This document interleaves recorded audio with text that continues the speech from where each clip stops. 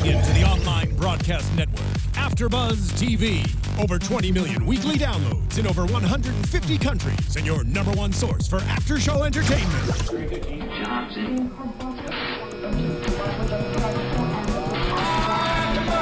AfterBuzz TV, the destination for TV superfans, producing after-shows for over 300 of your favorite TV shows, interviewing celebrities and showrunners, and bringing you behind-the-scenes exclusives. All thanks to E! Entertainment's Maria Menounos, producer Kevin Undergaro, and internet leader Akamai. Now, let the buzz begin! Fire, air, water, sup, ladies and gentlemen? Welcome to the Legend of Korra after show. I'm just gonna let this play out for a little bit. You guys are all just listen and deal with it. Deal with it. Yeah.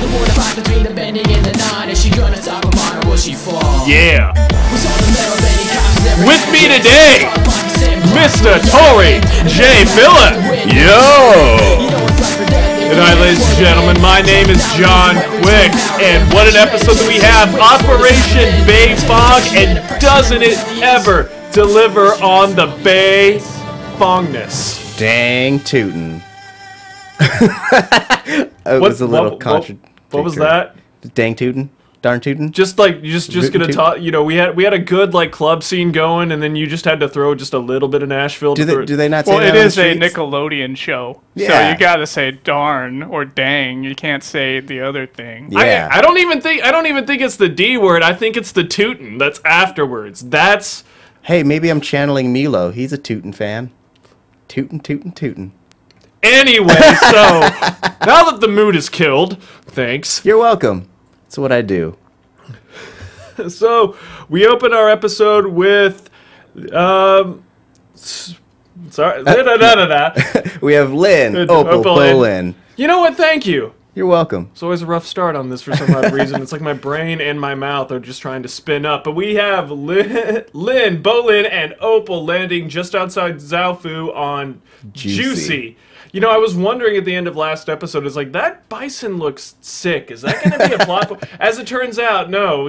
Opal's bison just has severe allergies.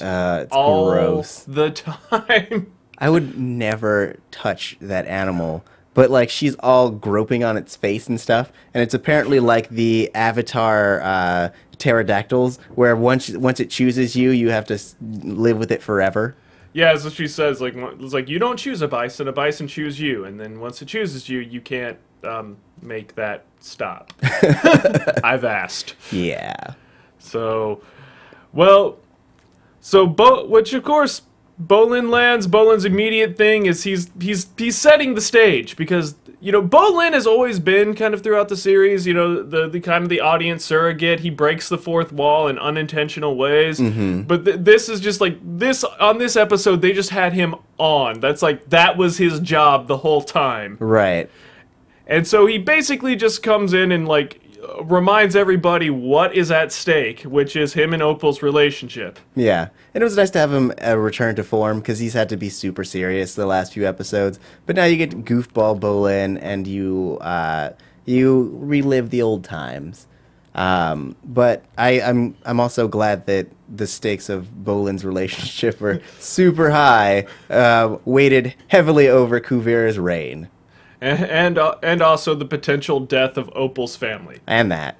And then Lynn just having none of it.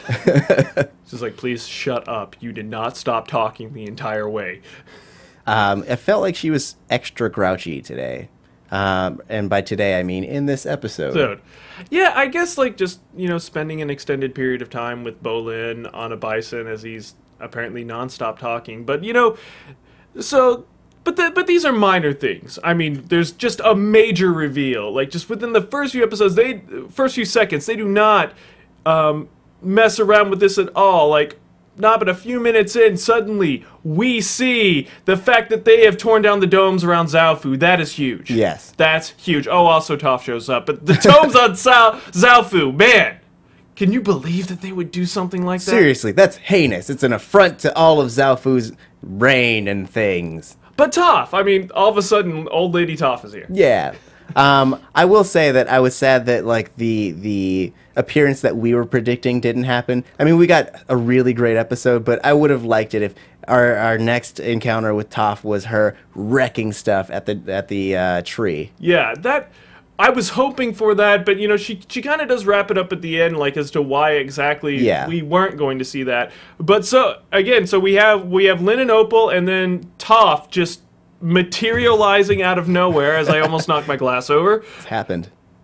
To let Lynn and Opal know that they've in fact moved the other Beifongs out of the city towards somewhere else, either a prison camp or some kind of work camp. Yeah.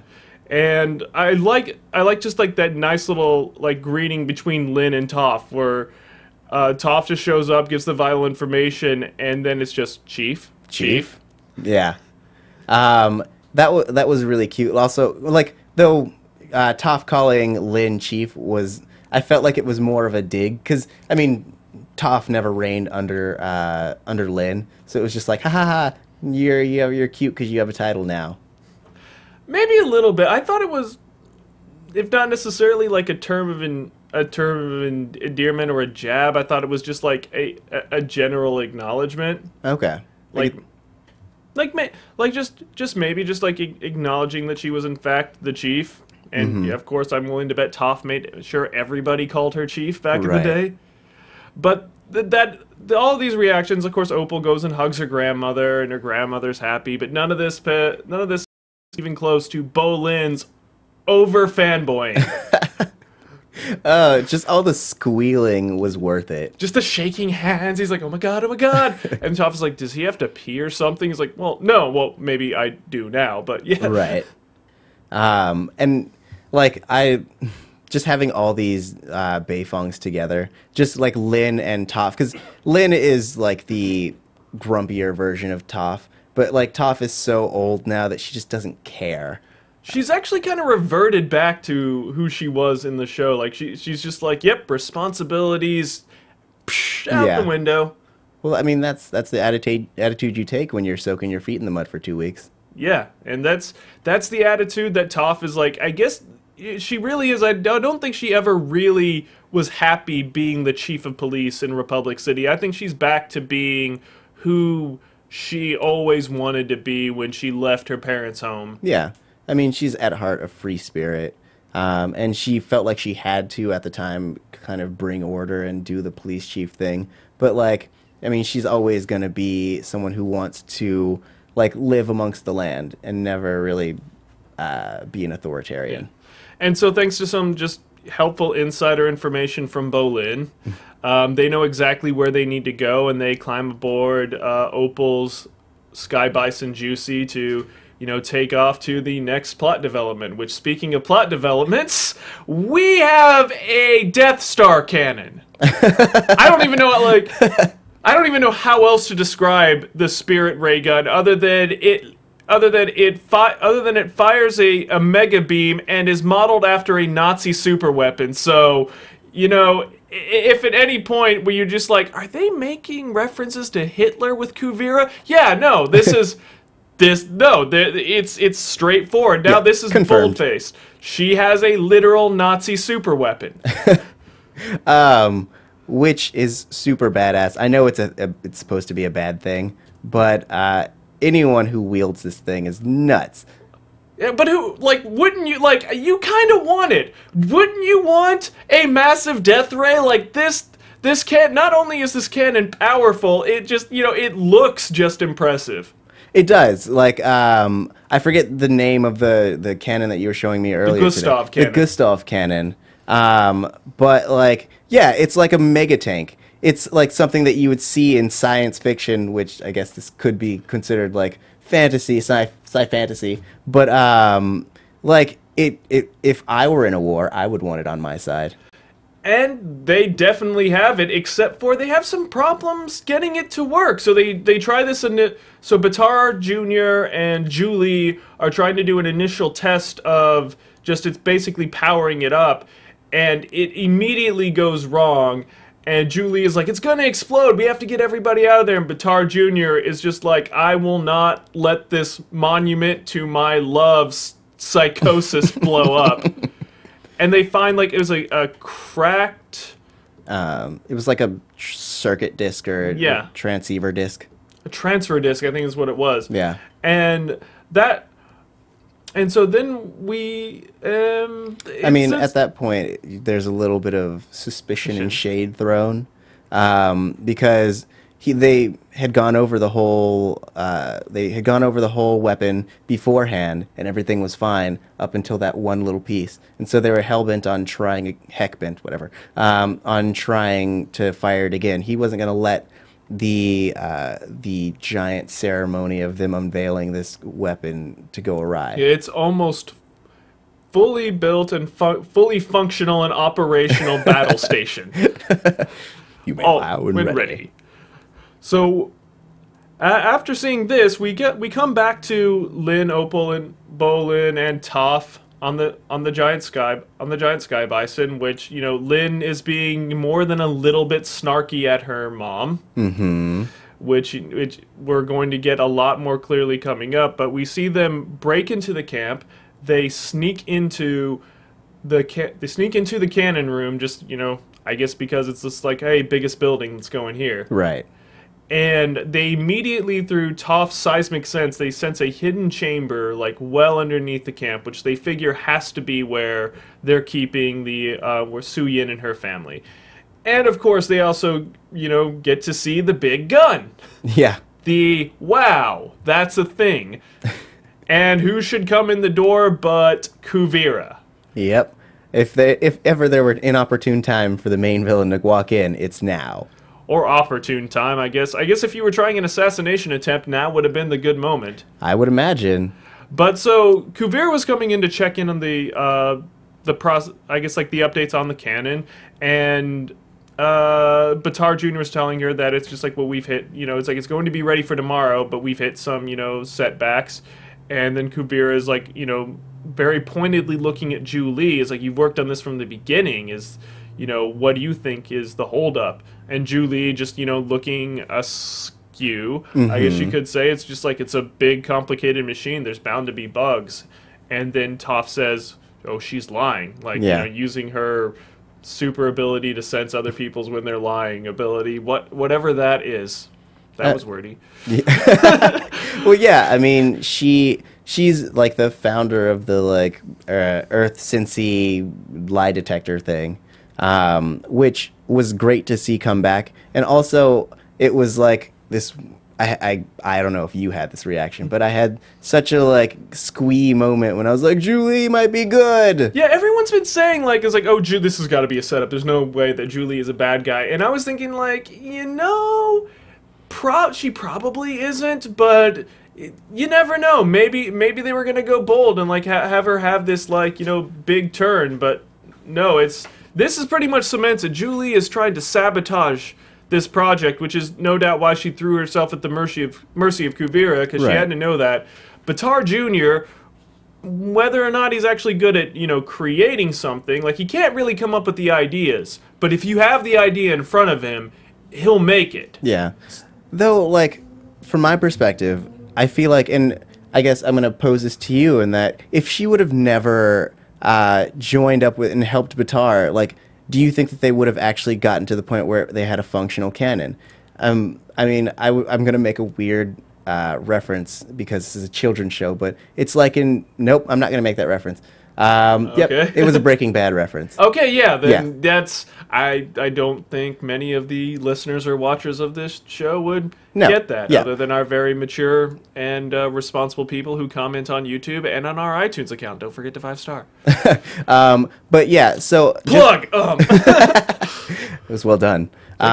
Just because Baatar knew a little bit of how the cannon works doesn't mean that he could have created a functioning cannon. Well, I think he had all of Varric's research there, all of his notes, like, all of that was still, like, they didn't, like, when they left, they just left. They didn't take the time to put the torch to anything, so... I mean, I guess that's true, but there's one thing to see a blueprint, and it's another thing to know how to build a house. I guess that's true, but then again, Baatar Jr. has been building exceptionally complex houses. Fair enough. So, I guess that it's just an even chance that he could have done this. maybe she did slow it down. Maybe, maybe not. Who knows? Who knows on that? And I think we'd like to assume that because of her throwing up roadblocks, that it was at least delayed an extra week or two. Right. Okay. So, which is something, not a lot, but I guess it's something. Yeah. So, upon hearing that there's going to be a demonstration of the weapon the next day, and that Kuvira wants to make sure that the entire camp is there to see it, Bolin points out that that would be the best time to sneak everybody out. That's when they would be least guarded. Mm-hmm. Which Opal says, like, wow, that's a great idea. And then Bolin says, yeah, my head kind of hurts now. All that thinking, it's got to put a toll on the brain. Like, I know it was a good joke, but I was also like, come on, just let him have this one. He needs a victory. I mean, yeah, he's going to technically get, a victory, but, like, come on, let him have a thinking brain victory. Right. Just one little one. No, they've got to ruin it every time. Yeah. But then, so, they're camping out for the night, eating their instant noodles. Mm-hmm. When, as we're getting, Lynn is definitely... There's obviously some resentment towards her mother that's just been going the entire time. Lynn is making snarky remarks over, at Toph, specifically when Bolin was bringing up how he tried to learn metal bending but couldn't, pick up the knack, and Toph was saying that even dunderheads like you can learn it eventually. And Lynn just goes like, yeah, because you were such a great teacher. And then Bolin talking about how he's like, well, I did learn how to lava bend, and Toph gives him a compliment, and then Lynn has another little snarky remark. Right. And so Toph is sort of trying to ignore it, but then we get the bomb upon all bombs with, oddly enough, a straightforward question from Bolin, which is kind of weird. Like, this is like Bolin definitely being the audience surrogate at this point. He just flat out asked, so who's Lynn's dad? Getting one of the best looks of death from Lynn. She's burning holes through him with her eyes. But I mean, understandably, it feels like this giant secret for some reason. Yeah, but apparently it's not really like a secret. It's boring. It's some dude named Kanto. Right. Which I feel like is both great of the writers to do, but at the same time super unsatisfying for anyone who had like large grand theories about who it was. Yeah, like the major fandom, like they're all like, it's like, ooh, it's got to be Sokka, or ooh, it's got to be like the new character they introduced in the latest comics. Like, like that's got to be who Lynn's dad is. And it's like, nope, some dude named Kanto. Yep. But then, like, it was pointed out by one reviewer that if there was ever going to be an Avatar character who would go, like, well off the rails and just do her own thing that would just involve none of the other characters, it really would be, Toph. Yeah, definitely. Like, Sokka is going to probably get married to Suki or somebody that, whoever if he even did end up with anybody, we don't know that for certain. We know he didn't have kids. Yeah. Then that makes sense. Of course, Katara ended up with Aang. Zuko most likely ended up with Mai. But yeah, no, Toph would totally, like, Toph just started her own metal bending school. Right. And she was well below the age of the others, so like ending up with most of the people that they've met would seem super weird. Well, I mean, if she ended up with Aang, though, because they were around the same age, they were both. I think he was a little older than her, though. Well, technically, he was 100 years older than her. Oh, and everybody else. But, like, he was, like, 12-ish, and I thought she was also 12-ish. Okay. Or, like, maybe 10 or 11. I don't know her exact age. Viewers, Wikipedia. Please. Tell us in the comments, and we will eat that crow. Yes. But, so, it's really at this point that Lynn just goes at Toph about her, like, what she said, like, kind of says her obliviousness is because it's the same problem that Toph has really had her entire life. Toph is so, like, I'm gonna do my own thing and you can do your own thing and that's cool, but then she forgets that her actions in her life will actually affect other people. Yeah. And in this case, her daughter. And Lynn is just having none of it. She just says, like, I had thought after I had patched up things with Sue that, maybe I can reach out and patch things up with you, but I can see that you're the same person that you were, and you just irritate me. Once this is all through. We're finished. Yeah. And Toph, tries to shrug it off. It's like, if that's the way you feel, then that's your right. But you can tell that she's hurt by what was said. Yeah.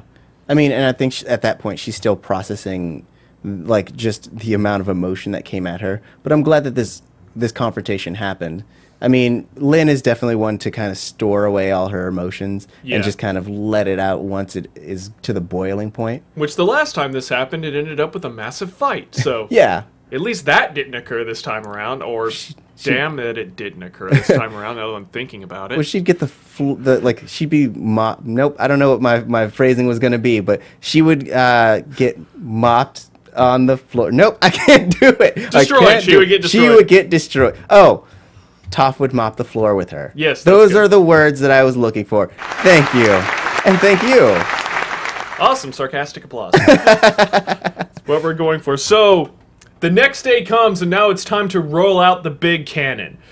To which they do. They have Julie do the thing. Mm-hmm. But something immediately messes up. Batar Jr. opens it up, and there's some very vital piece of machinery that's just mysteriously missing. Yeah. Which he said that he screwed in himself, and it's at that point that Kuvira, who has been ever since that she found out that there's been delays, has been suspicious of Julie, basically metal bends some kind of regulatory pin that apparently Julie had, hidden on herself, which some people I've been seeing some things online. People are just like, why would she just like have it on her?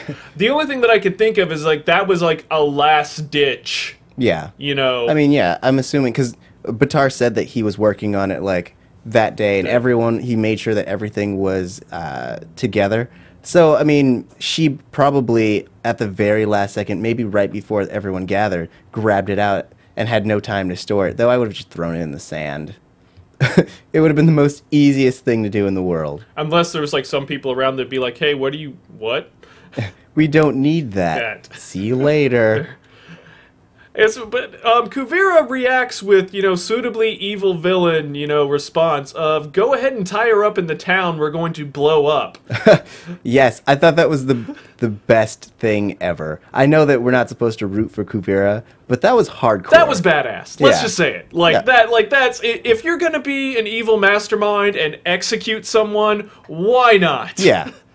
Oh, man. Though it turned out to be her undoing, so that's funny. Yeah, but it's really, so while this is going on, our crew of Lynn, Toph, and Opal sneak into the hidden chamber, which is we see the other Beifongs are suspended in a wooden cage, so of course they can't utilize any of their earth bending or their metal bending. Right. I mean, yeah, they they are in a big cave, but the only person that we've really seen that can just like bend earth seemingly from like any distance has been Boomy, and Boomy's just insane. Yes. He's reached like enter the void level of earth bending. Like there's a certain insanity that you need in order to make that work. Yeah, and so they hatch a quick plan where it's just Lynn is going to swing over, grab everybody, and then throw them across the chasm, to which Bolin is going to catch them, because of course Toph won't be able to see them while they're midair. Right. Which I just imagine, like, Bolin is probably, character-wise, the last one you want to be catching these people. I mean, he's reliable, but at the same time, he's this giant If they're going to make a Butterfingers joke, it would be, yeah. Though, like, he also could just make stairs or something. I guess, but their whole point is, like, there are guards on the other side of the door. If they make too much noise, they're going to come in, which is exactly what happens when they toss Batar Sr., who's apparently deathly afraid of heights. And he just screams out loud, just bringing the cavalry down on them. And but then what is after an admittedly awesome double escape by both Lynn and Sue, I just like that with like the cage just is swinging like right up against the back wall, and they just like ride it all the way down and just jump off. It's just like that's golf clap moment. Oh, right yeah. Non-sarcastic applause. Non-sarcastic applause.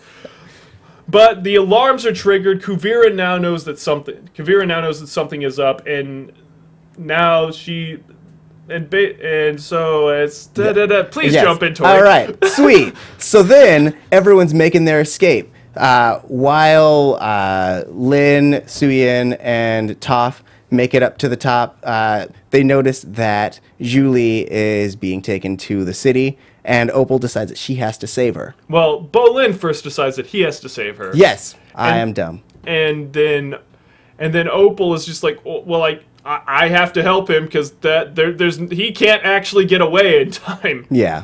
So they're going forward with the testing the cannon fire, but they still have, like, everybody's on high alert. But that's when Batar Jr. notices that his sister Opal is now out in, you know, the about to be exploded town. Yes. And this is the first time that we've ever seen any kind of, you know, dissent from him, but he's automatically, like, shut down. Right. We have to shut down. My sister's there. I mean, I think that, like, even though he is essentially the lapdog of this dictator, he still cares about his family to a certain degree. I mean, his mom and his father, he's trying to get out of their shadows, so it's understandable that he would imprison them. But, like, his little sister, I think he cares a little bit more for. I think he wants the approval of his family. Like that's what he's searching for. Like, that's when he got angry at his father. It was when his father told him that he was disappointed in him, and that just, like, set him off. So he's got some weird, I guess, self-esteem issues, like, just built up from there. But yeah, so of course he doesn't want to see his sister die. But I guess luckily enough for both him and Opal and them, the crew of Su, Lin, Wing Wei, and Toph, well, Toph isn't involved in this, just managed to knock the cannon just a little bit to send it off target. You know, but, you know, so it misses the town and takes out a mountain. So I felt like it kept going once it went through the mountain. It wasn't just like the mountain was gone. It was like there was a big hole now in the mountain. Yeah. So whatever was on the other side of the mountain is probably also not having a good day. It's Cabbage Guy's cabbages. My cabbages! That would have been the perfect moment to just have like a far off, my cabbages. That would have been great. Someone add that in. I want that scene to be a thing. But so while this is going on, we also have the fight between Suyin and Kuvira, which was awesome. It was great to see kind of like their two kind of different styles. Like Kuvira, like the very, very precise and methodical, and Sue's like kind of the more like scrappy improvisationalist. Like she's definitely like go with the flow. Like, okay. It's like, as you know, it's like, okay, you're going to throw knives at me. All right, I'm gonna tear this off. I'm gonna block it. Now I'm gonna create my own body armor out of it. Yes. Like, just like how quick on her feet Sue is. I mean, and that's to be expected. I mean, she teaches people how to metal bend, so I mean, you would assume that she is good at kind of thinking on her feet, whereas Kuvira, she is used to a lot of choreo. Like, we see when we first introduced to her, she's a dancer. Like, she's doing all these choreographed things, so I imagine she really relies on her, like, military training and all the, like, fundamentals that she's learned. Which it was more than enough, as well as we just see. Like, Sue does get the mighty boot off of, you know, our spirit ray cannon from Kuvira. So Kuvira does come out on top. It was a very close fight. I think that just comes down to age. Kuvira is just younger, and I think that it wasn't offset by Sue's skills and abilities. I mean, it also comes down to, you know, Suyin's not the protagonist. Yeah, also narrative, also the plot. The plot says that's not going to happen. Yeah. So, when all is looking its bleakest, so the other Beifongs are surrounded by other Earthbenders and the mecha, and it's looking like there's no hope. And then who just swoops in and saves the day but Toph? Yeah. Creating a massive earth wave, just knocking everybody down. The cavalry comes in with Juicy, the Beifongs climb on board, and then Toph gets to have that one good jab at Kuvira. It's like, you give metal benders a bad name. Yeah. I was cheering at that moment because it's true. It really is. I expected a little bit more of a reaction from Kuvira, like, upon seeing Toph, because maybe this isn't the first time she's ever met her. I mean, it's the first time we ever see that she met her, but I guess if Right. she grew up her whole life in Zaofu and was Yeah. Sue's, like, kind of protege, there's a good chance that she met Toph at one point. I would imagine so. I mean, and plus, like, I think at this point, Kuvira, like, fancies herself more powerful. Like, she's like, I'm the next generation. So seeing someone like Toph, where it's like she's a faint mist, or She's not a mystery. fossil. Yeah, she's a fossil. Yeah. Thank you. And so the Beifongs get away, and they're all going to head to Republic City, but Toph is going to head back to the swamp because, as she said, you know, it's like at some point you have to let the kids handle this, and my back is killing me. Right. Which, you know, it's kind of like the point that, you know, I guess a lot of people really do need to realize that, like, yeah, the old Avatar team is still alive and kicking, but this isn't their show anymore. Yeah. You know, and nothing kind of, like, cemented that home with just, like, what, you know, Toph had said in that moment. Yeah. Like, she gave her shout out to Katara not getting involved in the Civil War and everything. It's like, yeah, it kind of harkens back to what she was talking about earlier when she's like, there will always be criminals. There will always be people trying to do evil. But, I mean, you can't always keep coming back and you're essentially trying to play the hero. Yeah. Everyone has to deal with their problems as they come. Yeah. And Bolin, of course, and Opal are now officially made up. Which, you know, I'm guessing, you know what? It does seem kind of like, you know, they're doing this for plot's sake, but also at the same time, you know what? This is his win. Let him have his win. Right. Let's continue on. Yeah. I mean, and like when the way she kind of said it, you got the feeling that she was temporarily mad at him. Like, and like, you know, it's like if a couple has a fight and someone sleeps on the couch. He was just sleeping on the couch. Now he can come back to bed. That's true. Weird.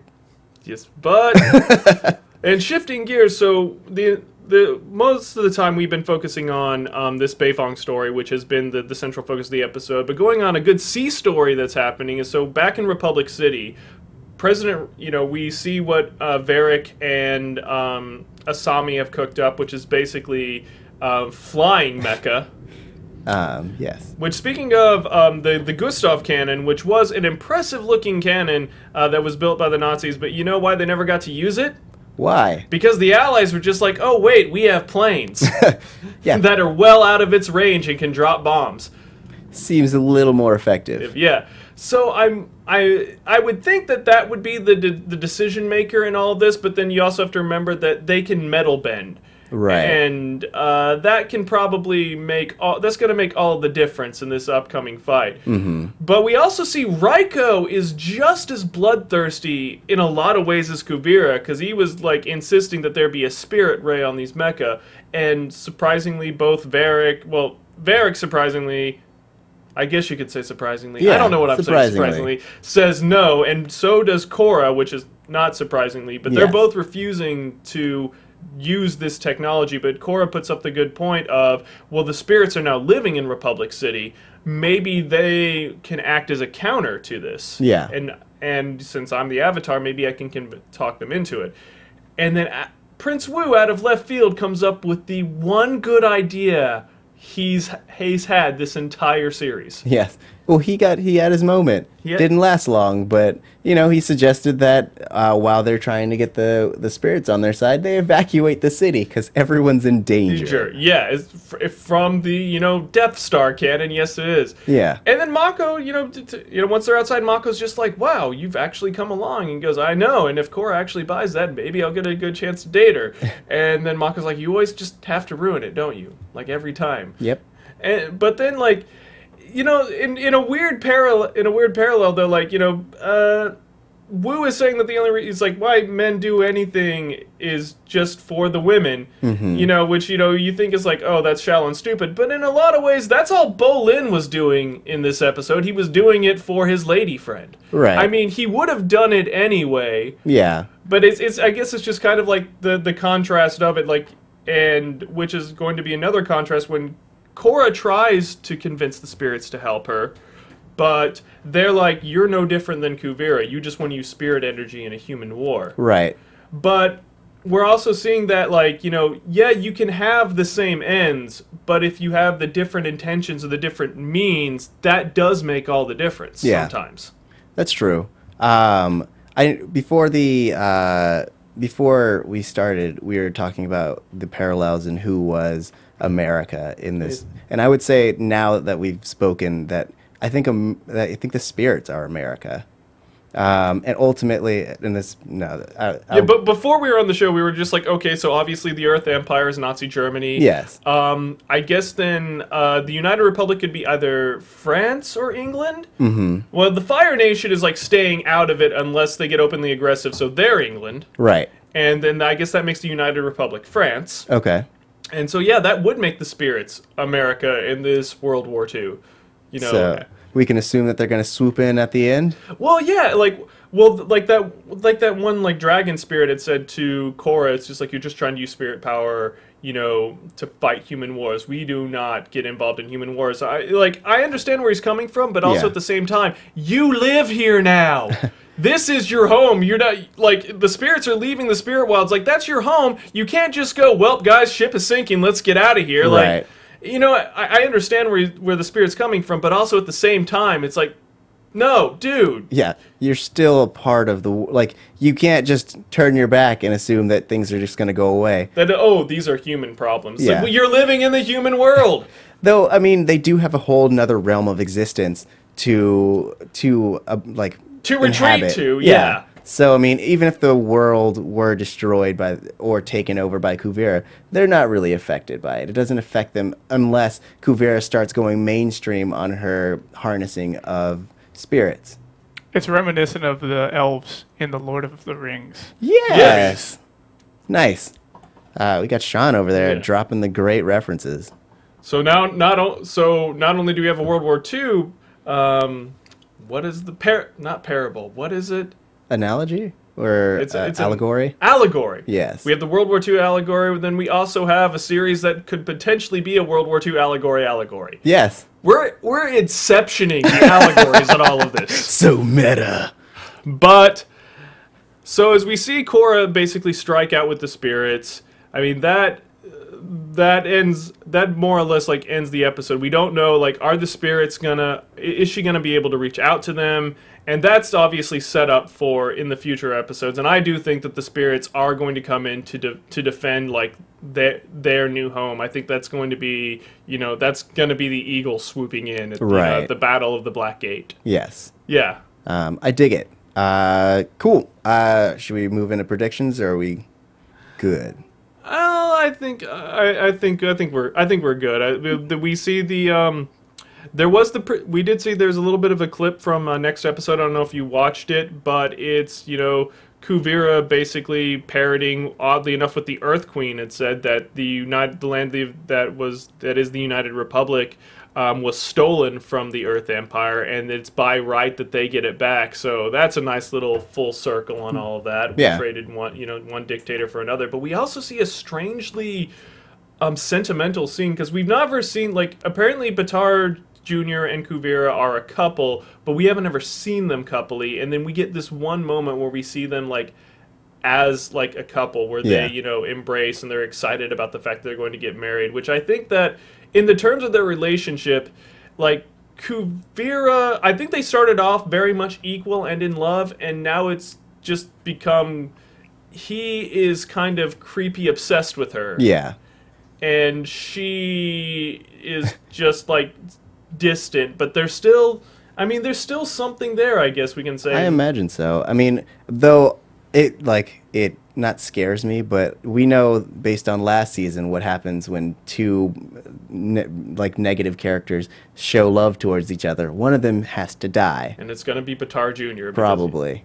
You know, that's how this is going to end. Well, on that note of murder, that'll wrap us up for this week. Where can they find you, Mr. Miller? You can find me on Twitter at TauriJ, that's TaurijAY, and also here on AfterBuzz on assorted panels, like the Sword Art Online panel and the Flash panel. And I'm John Quick. You can find me on Twitter at @NowQuick, and don't forget to comment on YouTube and also iTunes and 5-star us. We love hearing from you guys, and it lets our bosses know that we're doing a good job. Yeah. And if you think we're not doing a good job, well, this is also your opportunity to tell us that. So take advantage. We'll see you guys next week.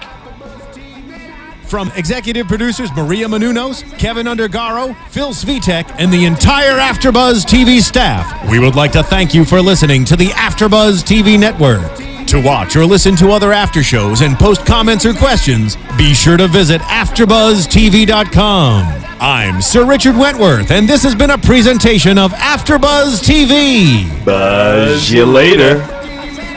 The views expressed herein are those of the hosts only and do not necessarily reflect the views of AfterBuzz TV or its owners or principals.